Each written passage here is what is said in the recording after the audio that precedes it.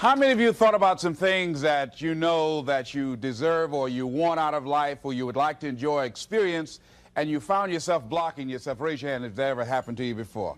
All right, very good. Here's what I want you to do. Shake somebody's hand on your right and your left, and here's what I want you to say. Whatever you're seeking, it's seeking you. It's seeking you. You can have it. You can have it. Give yourselves a round of applause, all right?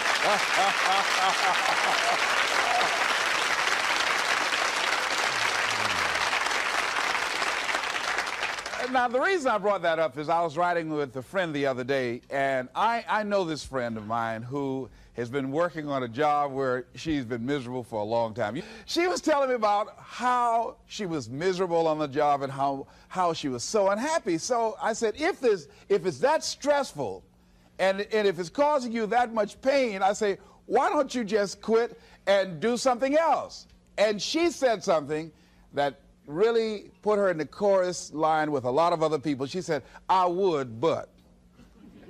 And then I started thinking about that. I said, let me take a poll. So I started talking to other people, and I would ask them what they were doing. And I said, but is that your passion? And they would say no. I said, then what's your real passion? And they would tell me what their real passion was. Then I said, well, then why aren't you doing what you really want to do? Oh, I can do it, but. And they would continue on. So this word, but just kept on coming up. And then it also has some friends like woulda and coulda and shoulda. And one day, I'm going to have my own business. Those people who talk about one day I'm gonna. Some of y'all know some of those one day I'm gonna people. Raise your hand. Some of you get up in the morning and look in the mirror at that person. I just tease it, all right? So how is it that many times we block ourselves and we use these words almost like we're in a trance, like we're sleepwalking through life, that we find ways to cancel out our dreams? And I think that but is a dream killer, that a lot of things that we want to do, a lot of places we would like to go, a lot of things we would like to experience, and we just stop at but, and we build a case. In fact, I was reading something the other day that talked about but. It says, but is an argument for our limitations. And when we argue for our limitations, we get to keep them. See, but will cause you to procrastinate. But will cause you to hide out behind fear. But will cause you to come up with all type of excuses that you can validate your inaction and not acting on your dream. And right now, more than ever, people need to look for ways to live their dream. People need to look for ways to make it on their own. There is no such thing as job security. There's no such thing as a storm-proof or tragic-proof life. There are no guarantees today, ladies and gentlemen. The illusion is gone. There was a time when we graduated from high school, you were told, go to college and get out, and you go and work for a corporation for 30 or 40 years. They'll give you a gold watch and you'll retire. Special announcement, that day is gone. That day is gone, never to return again. So instead of people living in fear, feeling stressed out, feeling powerless, feeling like victims, I think it should be a time that we need to begin to look at ways that we can become an active force in our own lives. Look at ways when we can decide to take charge of our own destiny. Look at ways when we can decide to design a life of substance and begin to truly live our dreams. And it's time for people to decide, I'm ready to get on with my life. Shake somebody's hand on your right and left. A guy named Bob May said this, don't let nobody turn you around. Do that right quick.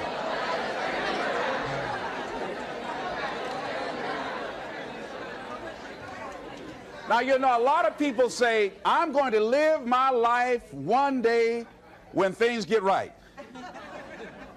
When I get all my bills paid. When I get my feet on the ground. I say, what have you been walking on?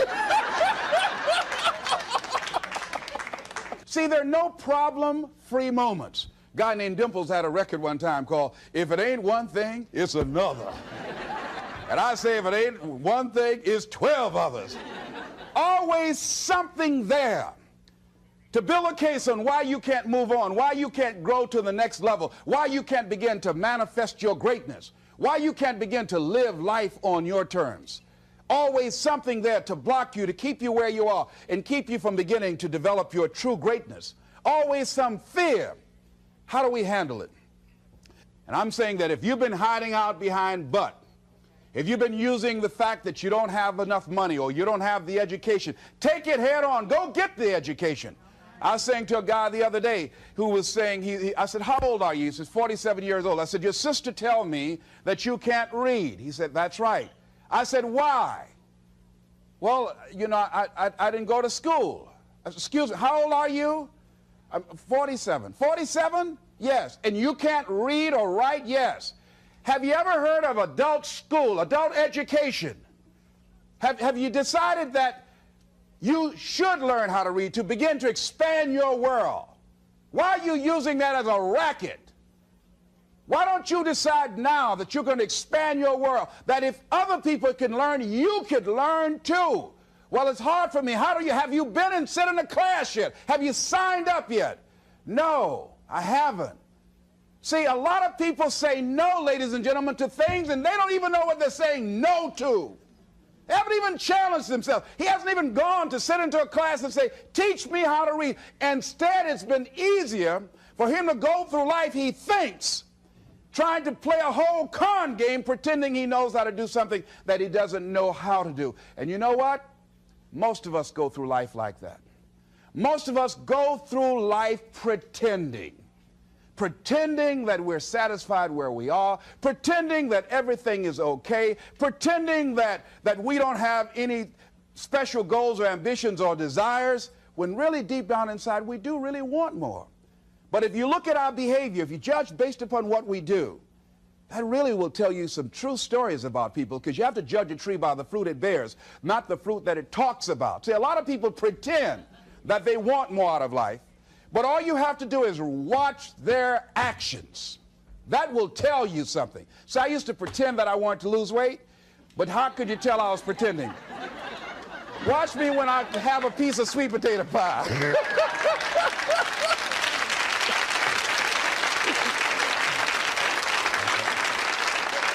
Let me get within walking distance of some peanuts, some potato chips.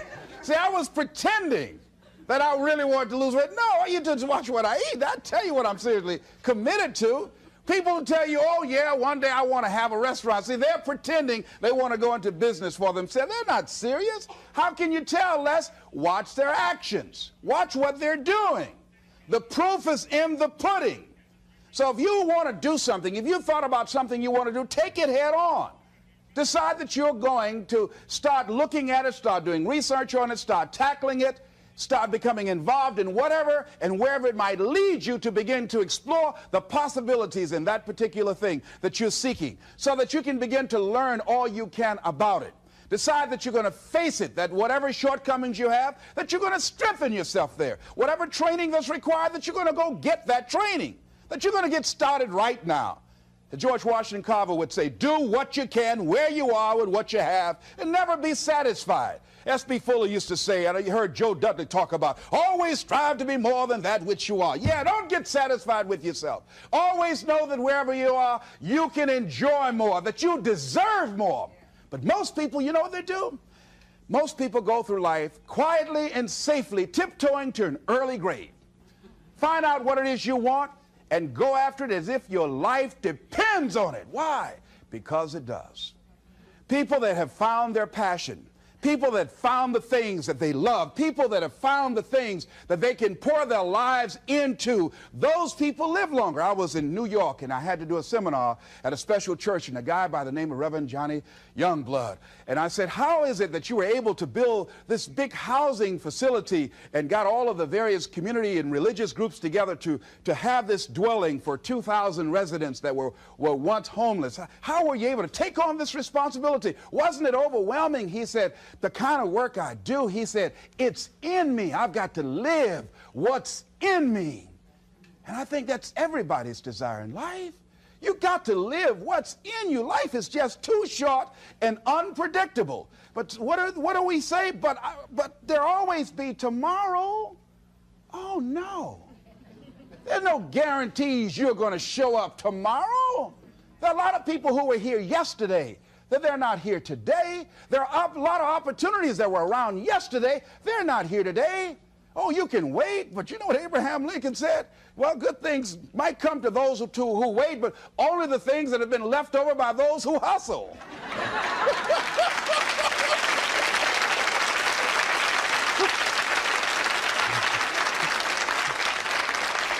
So who want to go through life picking up leftovers? You deserve much more than that. The leftovers is somebody has left you. So take it head on, begin to explore it. Here's something else. Decide to do it now. Decide whatever you want to do, that you are now going to become actively involved right now, exploring the possibilities for you. That you're going to look at it and do just a little bit of it right now. When I decided to become a speaker, I didn't just quit my job and just ran out and say, I'm a motivational speaker. No. What I did was I decided to start looking at other people that were involved in the speaking profession. I volunteered to work with some speakers so that I could learn. Whatever you want to do, get your feet wet. Gain some experience doing some volunteer work in the area and find out whether or not this thing you want to do will fit for you. A friend of mine told me he wanted to have a restaurant. I said, have you ever operated a restaurant before? He said, no. I said, well, really, you don't even know if you want one. I said, what's your expertise? What do you bring to the table? He said, I can cook real good. I said, but what about the management side?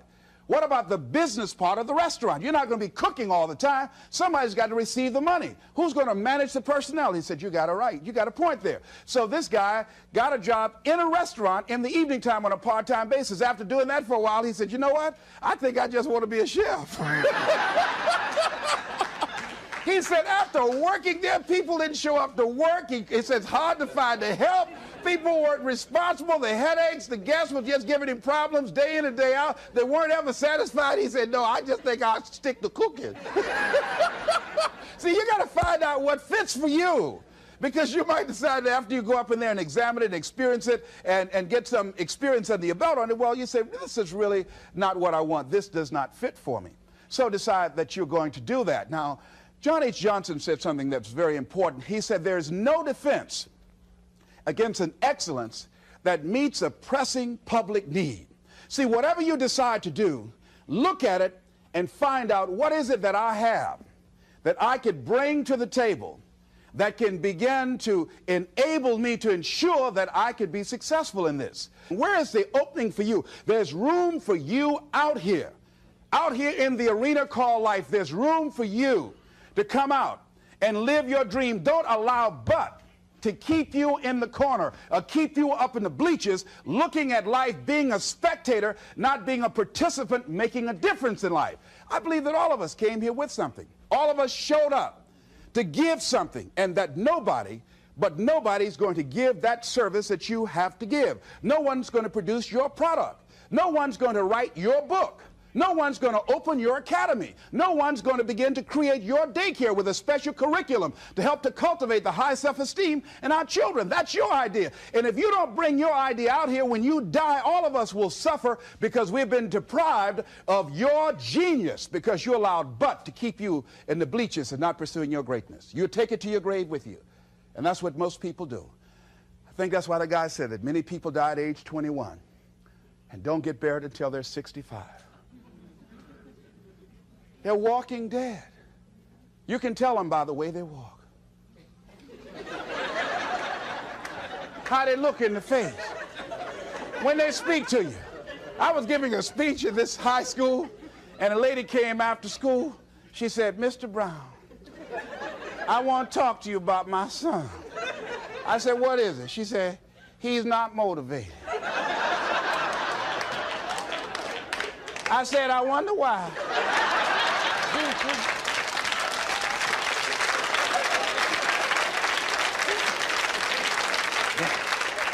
You got to have energy, ladies and gentlemen. You got to have life. If you're excited about what you're doing, even in the area of selling, you know people don't buy because of logical reasoning. People buy because of your way of feeling. People don't like to be around dead people. No, let the dead bury the dead. No, keep them away from you before they grab you and want to hold on to you or something. So the fact that whatever you do, you want to be excited about it. You want to have the kind of excitement that is so contagious that people want to be around you. Because whatever you're doing, whatever you talk to people about, this particular idea that you have, They're looking at you and they want to know, do you believe it? And are you the kind of person they want to be in business with? And if you're not positive, if you're not energetic, if you're not fired up about it, how can you expect anybody else to be fired up about your idea? Am I right?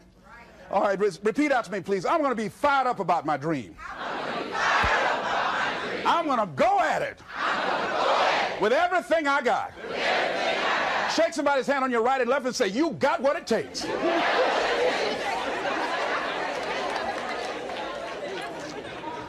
There are a lot of people who say, but I tried once or twice and it didn't work out. And so they use that as an excuse not to ever come out again. Guy said, if at first you don't succeed, you're running about average. So if you have come out here with an idea and it didn't work out 2 or 3 times, well, that's all right. You're running about average. You know, I heard something, a jarring question. It says, why is it that people prefer known hells to unknown heavens? You know why? Because it's comfortable, ladies and gentlemen. I remember I was in a service once, and I heard Dr. Johnny Coleman give this example. She talked about a man who had been captured behind the enemy lines in a war and was sentenced to be killed or another option. The captain said to the guy, listen, he said, tomorrow morning at 6 o'clock, you can face the firing squad, or you can go out this door over here. And the guy said, what's out the door?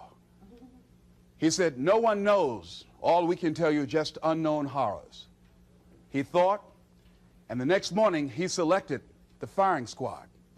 After the shots rang out, the captain's secretary said, what's beyond that door?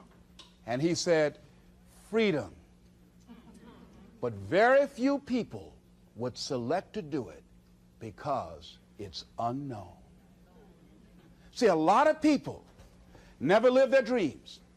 A lot of people never do the things they want to do. A lot of people stay on jobs where they're miserable. I read an article called, Is Your Job Making You Sick? A lot of people, some of y'all know about that already here. So go on and say amen, it's all right. That one lady told me, she said, when I used to go to work, she said, when I stepped in the door, it felt like a refrigerator dropped on my shoulders. How many of y'all understand that kind of feeling? They were miserable, just hated to go after 60 minutes on Sunday afternoon. Or come Monday morning, my head used to throb. I just couldn't take it. Didn't want to go sometimes just for the heck of it. I just drive on by. Whew, I used to hate to go to work. Many of us choose an active living death. Many of us are walking dead. The walking dead. That we're not doing what we want to do. Many of us stay in relationships where we're dying together rather than growing and expanding and living together.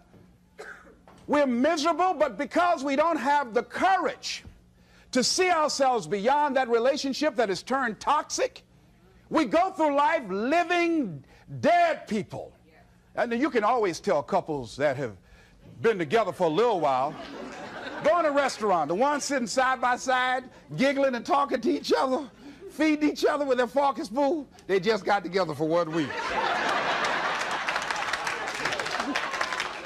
You see them in the car, they're sitting all up each other, hugging and slugging. Oh, they've been together about 3 days, all right?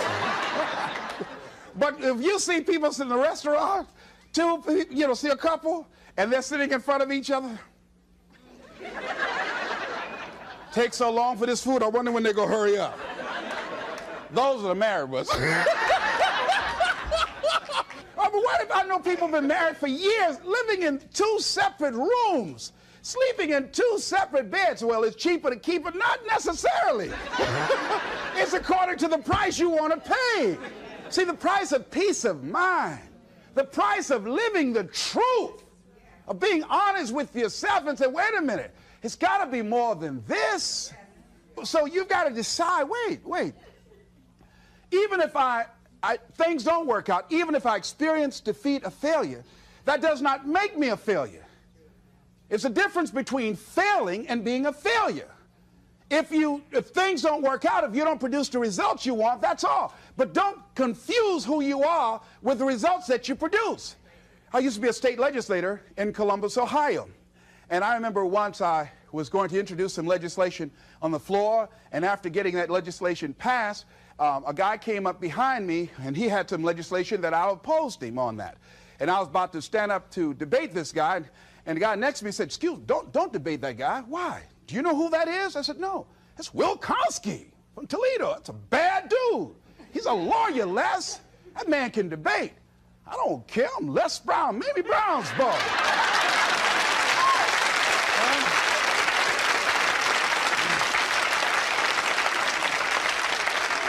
So I raised my hand. "Mr. Speaker," he said, "the gentleman from the 29th House District." I said, "Yes, sir." To tell the gentleman I'd like to take him on. Challenge him on this legislation. He said, Will Kosky said, "I would more than like to, Mr. Speaker." Everybody would say, "Whoa." I asked him some questions. He responded. I say, I wonder why I asked that man that question. Will Kosky wore me out. I mean, I was so embarrassed, I just limped back to my room with my yes, I can attitude. However, here's what I learned. When you win, see, if I win a debate, I win because of what I know.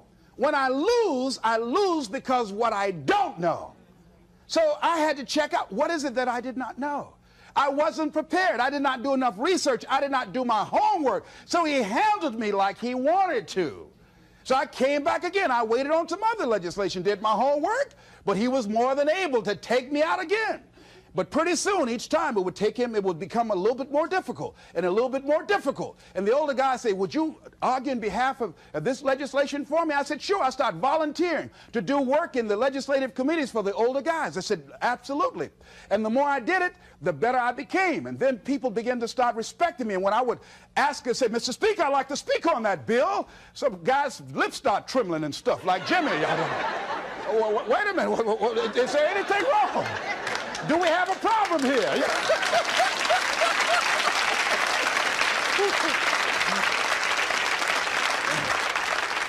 But if I wasn't willing to be humiliated, if I wasn't willing to allow myself to be embarrassed, if I wasn't willing to be debated and defeated, if I wasn't willing to look at it and say, well, I'm just not good as I'm going to be. You know what that lady say? "Lord, I ain't what I want to be, ain't what I'm going to be, but thank God I sure ain't what I was." Doesn't that make sense?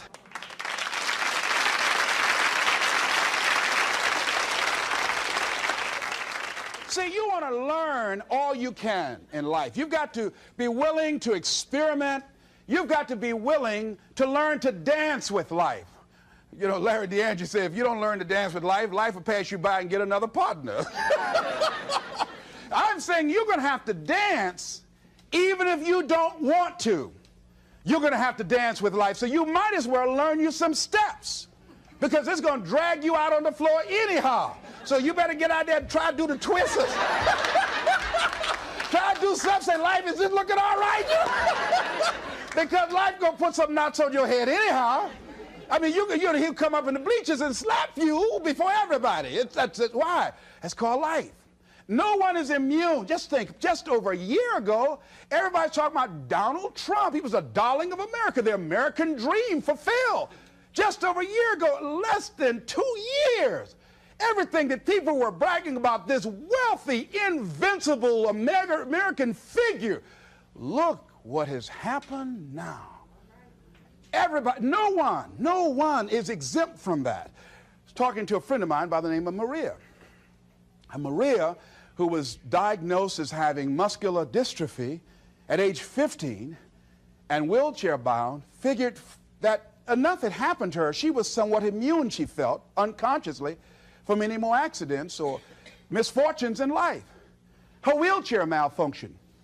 She fell out, suffered a closed head injury, almost went blind, lost her memory and concentration for a long period of time. She said, on that day, Les, I decided to live. I said, why? She said, life is about today. She said, I felt because what had happened to me, I was exempt somehow. No, no. Life will knock on everybody's door. I don't care who you are, care how nice you are. Life will come get you. People will dislike you because you're nice. Oh, she thinks she's nice. You tell me it's Miss Goody Two-Shoes. People will dislike you because you look better than they do. Because you have more than they do. They'll be envious and make up lies about you and attack you. Be envious of you. Why? I don't know. That's the way they set it up. I don't know. I don't even ask any questions.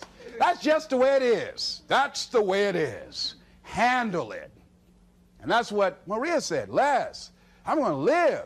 She said, and they told me I was going to go blind. I said, wait a minute, can you imagine me around a shopping center in a wheelchair and a walking dog too? Oh, no. She said, I'm going to see, Doc. I've got to. And she can see today. That willpower, that determination, very positive, upbeat person. I say, but don't sometimes you feel sorry for yourself, and don't you wish you had the capacity to do what other people do? She said, I don't waste my time comparing my condition with other people, one. And she said, people that suffer from a lack of motivation suffer mainly from a lack of self-appreciation. She said, I know that I have value, and the fact that I'm in a wheelchair doesn't make me any less of a human being who can contribute something to life.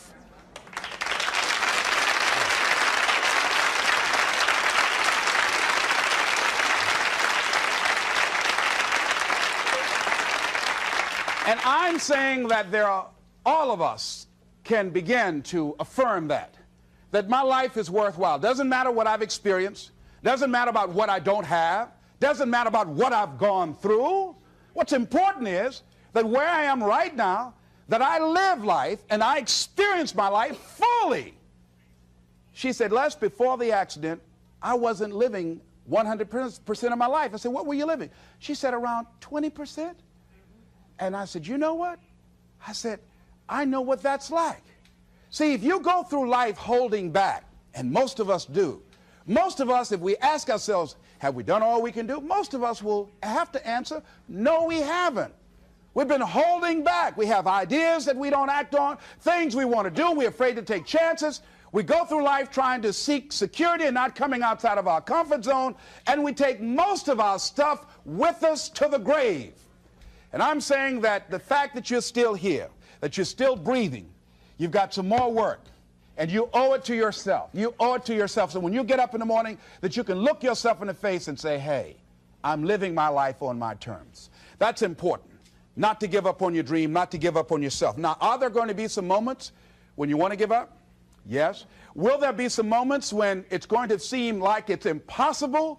The pain that you're experiencing, the disappointment that you're experiencing, that you're going to say, it's not worth it? Yes, that's going to be right there for you. It's going to be in your face, telling you to go back. You're going to start listening to the buts, and buts will have all kind of help and support from your family members and friends saying, I told you, fool. You're going out to this positive thinking stuff. Look at you now. Bet you wish you had that job now. Remember, I lost my job. I was very controversial in Columbus, Ohio. I was in broadcasting. Lost my job, and here's what I learned. That you've got to immediately start using your energy positively. The old folks used to say, an idle mind is the devil's workshop. That's real. I mean, when I didn't have anything to do, my mind used to say, you better go back and get your job. Why did you just shut up? Always running your mouth. Quack, quack, quack, quack, quack. Why did you just hush? You'll be working right now. Broadcasting was all that I knew. And that was my life. I love talking to people, and I love playing the records. Used to come on there, look out, this is Les Brown. All right, get up, face these, raise your right hand, throw your head back, put your teeth in and say, I am somebody.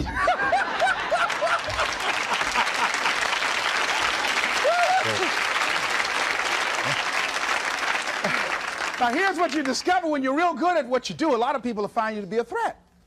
They won't hire you. Oh, they want people in there they can control or dominate. So if you're a high-powered person, sometimes that can be a liability for you. So it was difficult for me to get a job in broadcasting. Did not get a job in broadcasting. Had to take another route. Had to begin to use my talents and abilities in another area. Wherever you are right now, I'm saying to you, you've got at least 3 or 4 or 5 talents that you are not even aware of right now. And you'll never be aware of them unless you come outside your comfort zone and challenge yourself to develop your talents and abilities, to see what it is that you might have a knack for, that you haven't discovered as yet. See, most people never discover their true potential or their other talents and abilities because they figure that they're one-dimensional.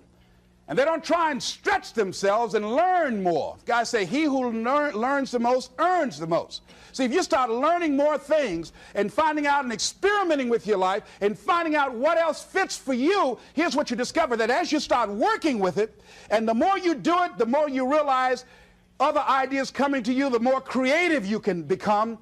And then you say, wait a minute, this comes much more easily than I realized. I've developed a knack and a style for this. See, a guy said to me, he said, if you develop your gift, see, you like to talk, you like people. I said, yeah. He said, if you develop your gifts, he said, your gifts will take you a long ways in life. And ladies and gentlemen, because I decided, see, I used to be a jack of all trades and master of none. I tried to do everything. I used to be a disc jockey, state representative, community activist, used to do public relations work, used to promote shows, used to be an MC in a nightclub, used to own a nightclub, the Pink Pussycat in Columbus, Ohio. I did everything, sold insurance, you name it, door-to-door salesman. I did it all. But finally, I decided to focus my energy. I looked at all my talents and abilities. I said, well, I got to just find what's my one thing, what's my trump card, what's the one thing that I do better than I do anything else. I said, well, I like to do a lot of things. I like to promote, I like to MC, I like to talk, I like being a disc jockey, program director, I like being a community activist, I enjoyed being a state legislator, but I had to find one thing, and I found that one thing. I decided I was going to develop myself as a speaker. And I started following other speakers around. I started doing research. I would read about Marcus Garvey, Frederick Douglass, Booker T. Washington, Winston Churchill. The truth is incontrovertible. Malice may attack it, ignorance may deride it, but at the end, there it is. Carlyle, truth crushed to earth, shall rise again. I would follow Dr. Otis Moss. I've read what Dr. Martin Luther King said. He's the greatest preacher in the world. I used to follow him. Charles Adams out of Detroit, Michigan. Any great speakers, I would follow them and watch him. I'd be in the back just checking them out. Used to watch Billy Graham on television, turn the volume down to watch his hand movements because he's so expressive with his hands. I just became a student of the area that I wanted to become involved in. I would go to the motivational rallies, join the National Speakers Association, and watching all these guys, and then I would work and practice in other areas and developing my own style. Sometimes I would imitate other guys, and eventually what you'll begin to do is that you emerge and develop your own style as you do it and work with and work with and work with and work with it. And I say to you, that is so exciting. People that are working on their dreams and developing themselves, they have a different kind of walk. They have different kind of energy. You can tell in the tempo of their conversation, they walk differently. They have a lot of energy. They have a glow about them. People that aren't working on their dream, see, you can tell in how their movement, their body language, their voice conversation, they're real slow. Hey, I'll just call. I wasn't doing nothing. Thought I'd call you. Well, don't do that over here.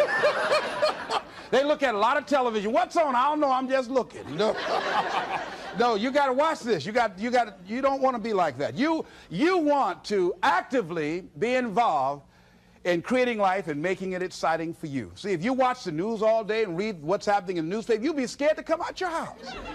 Am I right? You'll be scared around here.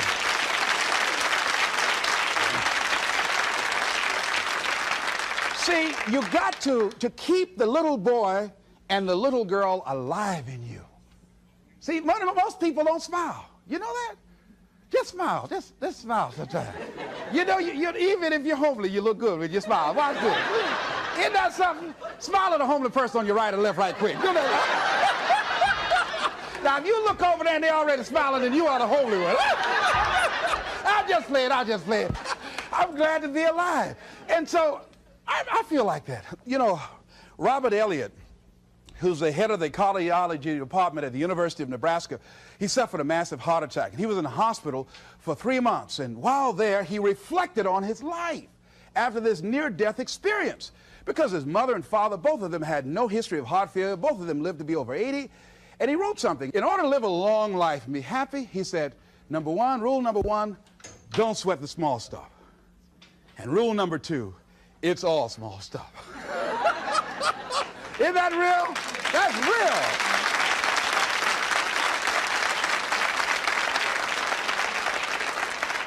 See, if you're working on your dream, sure there are going to be times you're going to want to give up. Sure there'll be times in life I'll knock you down and catch you on the blind side. But the challenge is to hold on.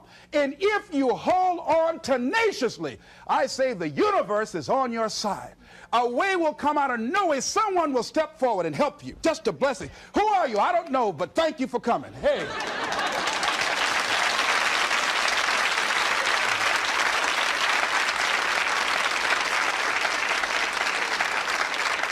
So don't allow the difficult and challenging times to demoralize you. I love to quote this guy, Charles Udall. He said, in life you will always be faced with a series of God-ordained opportunities, brilliantly disguised as problems and challenges.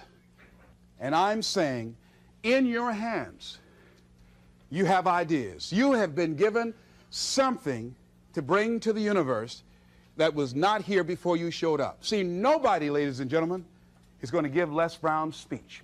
This is my speech. The motivator from Detroit, it's my speech. You can't take Mamie's boy. You can't take my speech. No, you got to go get your own speech. You can't come up here and take my speech. No. So I'm saying to you, can't nobody take your good? See, that which is meant for you has your name on it. No one can take your good from you. That's you. That work you've been given, that idea that you've been given, if you don't come out here with that idea, no one's going to bring your idea out here.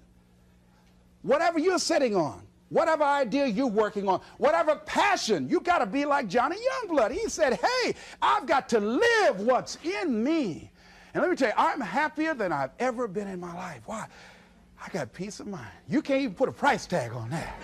I'm doing what I'm supposed to do.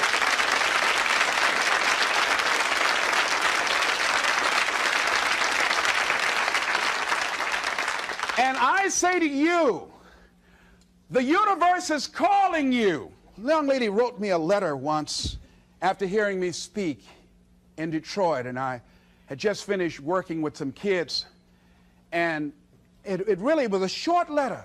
It was a short letter, but powerful. And the letter read, she said, the voice of greatness has called me, and I'm afraid to answer. Ooh. I felt that. I know what it is not to answer. See, I could have been doing this years ago, but I was afraid to answer. I had these buts that I was hiding behind. Like Gideon, I didn't want to come. Not me. I'm not good enough. Wait, let me get ready. You know, you ever seen those perpetual students? Oh, let me get ready. Got a friend named Carolyn, been going to school 10 years, got all kind of degrees. Ain't doing nothing in life. You know? I'm saying answer your call. The universe is calling you. Here's something about life. You can't get out of it alive. Hello? You can't get out of life alive. Live now, like Maria said. Live your dream now. So, the other night I had a funeral, and I don't mind doing it again. We buried Butt. We said, but you won't have no place in our lives no more. These dreams you've been killing. Oh, but you ain't going to kill no more dreams up here. Everybody repeat after me. But get out of my life. Get out of my life. I don't need you no more. Don't come back here. Shake somebody's hand on your right and left and say, keep him away. Keep him away.